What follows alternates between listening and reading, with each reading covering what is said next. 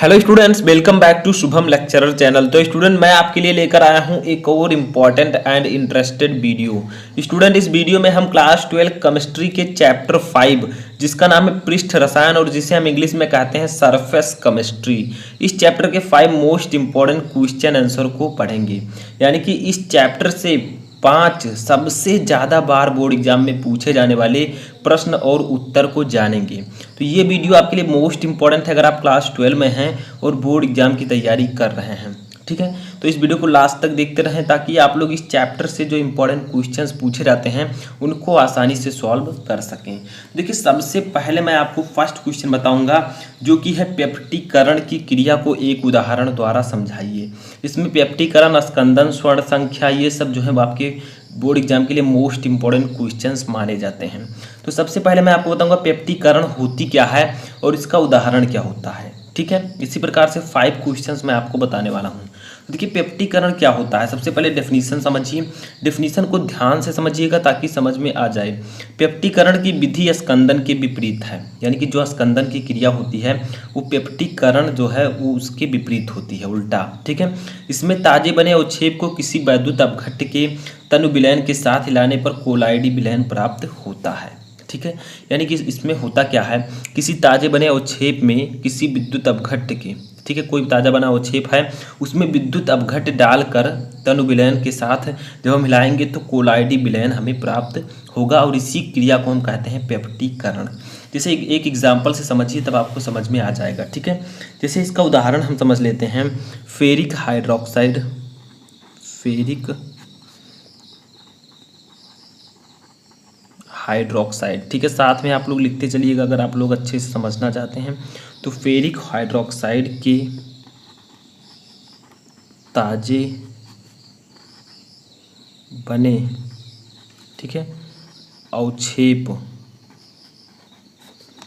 में ferric chloride, ferric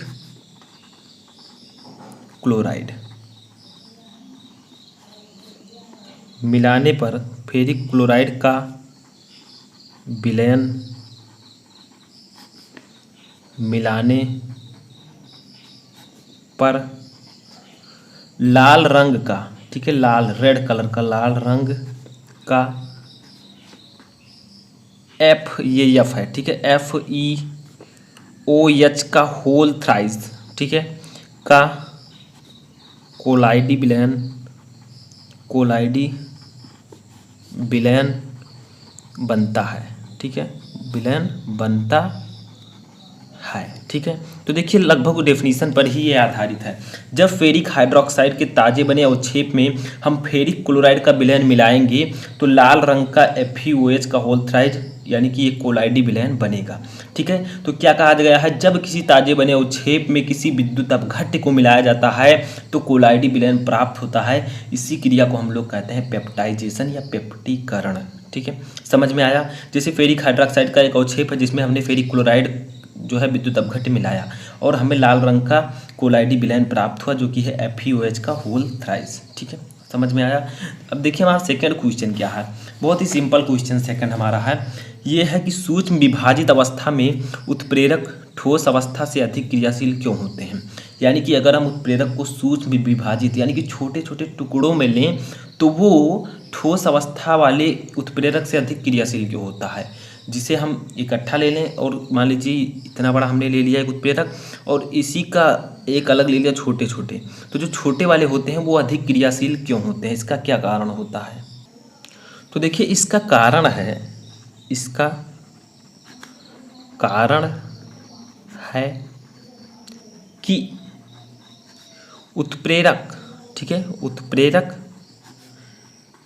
जितने अधिक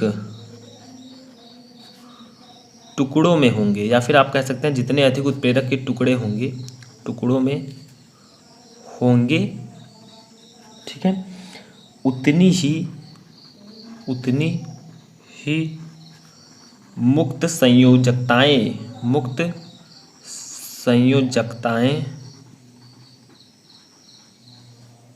अधिक बढ़ेंगी, यानी कि संयोजकता जो है वो अधिक हो जाएगी। ठीक है, अधिक बढ़ेंगी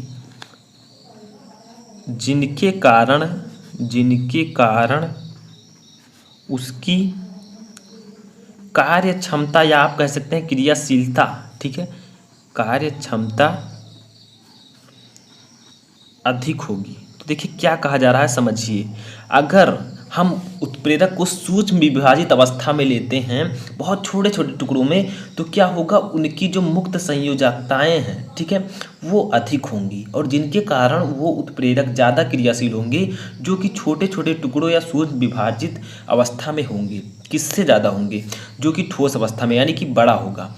तो यहाँ पर स्पष्ट रूप से कहा जा रहा है कि अगर हम उत्प्रेरक को सूक्ष्म विभाजित अवस्था में लेंगे तो वो ज़्यादा क्रियाशील होंगे। किससे? जो उत्प्रेरक हम इकट्ठा लेंगे, ठीक है, यानी कि एक ठोस अवस्था में लेंगे तो उससे ज़्यादा क्रियाशील होंगे, ठीक है। तो आप कह सकते हैं कि सूक्ष्म विभाजित अवस्था में उत्प्रेरक ठोस अवस्था से अधिक क्रियाशील होते हैं। तीसरा क्वेश्चन हमारा देखिए क्या है। तो तीसरा क्वेश्चन है हमारा कि दूध में परिक्षिप्त प्रावस्था एवं परिक्षेपण माध्यम लिखिए। यानी कि दूध में परिक्षिप्त प्रावस्था और परिक्षेपण माध्यम क्या होता है। तो सबसे पहले हम लिखेंगे परिक्षिप्त प्रावस्था, ठीक, परिक्षिप्त प्रावस्था, और दूसरा हम लिखेंगे परिक्षेपण माध्यम।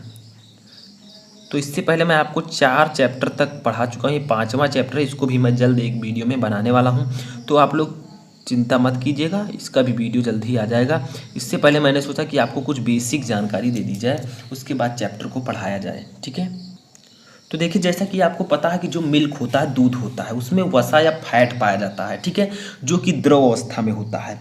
तो परिक्षिप्त प्रावस्था जो इसमें होगी वो द्रव होगी, द्रव वसा, ठीक है, यानी कि फैट जो होता है वो इसमें परिक्षिप्त प्रावस्था होगा और जो परिक्षेपण माध्यम आपका होगा वो जल होगा, क्योंकि दूध में जल भी पाया जाता है, जल की भी मात्रा होती है। तो आप कह सकते हैं कि दूध में जो परिक्षिप्त प्रावस्था होगी वो द्रव या वसा होगी, द्रव वसा होगी, ठीक है, यानी कि जो वसा होगा वो द्रव के रूप में रहता है, तो द्रव वसा होगा और जो परिक्षेपण माध्यम होगा वो जल होगा, ठीक है। तो ये आपका तीसरा क्वेश्चन था जो कि इस प्रकार से पूछा जाता है।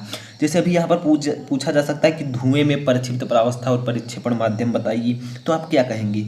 तो धुएं में परिक्षिप्त प्रावस्था ठोस होगा और परिक्षेपण माध्यम गैस होगा, ठीक है। तो इसी प्रकार से क्वेश्चंस आपसे पूछे जाते हैं। इसका एक लिस्ट आपके बुक में दिया गया है, जिसको मैं जल्द आपको पढ़ाऊंगा एक चैप्टर में, तब बताऊंगा। तो दोस्तों एक और इंटरेस्टिंग क्वेश्चन इस चैप्टर से आता है कि कोलाइडी अवस्था में औषधियाँ अधिक प्रभावी क्यों होती हैं। यानी कि जैसे आप औषधियाँ लेते हैं, कुछ ठोस अवस्था में लेते हैं, ठीक है, कुछ औषधियाँ, तो वो अगर कोलाइडी अवस्था में हो तो वो अधिक प्रभावी क्यों होंगी। कोलाइडी अवस्था में औषधियाँ अधिक प्रभावी क्यों होती हैं, कारण बताइए। तो चलिए लिखते हैं, कोलाइडी अवस्था में औषधियाँ, ठीक है, औषधियाँ अधिक प्रभावी इसलिए होती हैं, अधिक प्रभावी इसलिए होती हैं, ठीक है, इसलिए होती हैं क्योंकि इस अवस्था में, क्योंकि इस अवस्था में औषधियाँ, क्योंकि इस अवस्था में औषधियों, ठीक है, औषधियों लिख दीजिए, औषधियों का अवशोषण, अवशोषण का मतलब अवशोषण अधिक सुगमता से होता है, अधिक सुगमता से होता है। देखिए सिंपल है, कोलाइडी विलयन की तरह एक होता है, द्रव की तरह। तो देखिए कोलाइडी अवस्था में औषधियाँ अधिक प्रभावी इसलिए होती हैं क्योंकि इस अवस्था में औषधियों का अवशोषण अधिक सुगमता से होता है। जो हमारे शरीर में औषधियों का अवशोषण होता है, अवशोषण होगा तभी वो जो हमारी कोशिकाओं तक पहुँच पाएंगी और उसको मेंटेन रखेंगी। तो अवशोषण मतलब सोखने की क्षमता, कितनी जल्दी सोखती हैं। तो ये जो कोलाइडी अवस्था में अगर औषधियाँ होंगी तो ये हमारे शरीर में जल्दी अवशोषित हो जाएंगी, ठीक है। इसीलिए हम कह सकते हैं कि कोलाइडी अवस्था में औषधियाँ अधिक प्रभावी होती हैं क्योंकि इनका अवशोषण बहुत तेज़ी से होता है, ठीक है। लास्ट टॉपिक और मोस्ट इंपॉर्टेंट टॉपिक आपका आता है, मोस्ट इंपॉर्टेंट यानी कि बहुत ही ज़्यादा इंपॉर्टेंट है ये क्वेश्चन, क्या है। स्वर्ण संख्या या स्वर्णांक की परिभाषा दीजिए, यानी कि गोल्ड नंबर क्या होता है।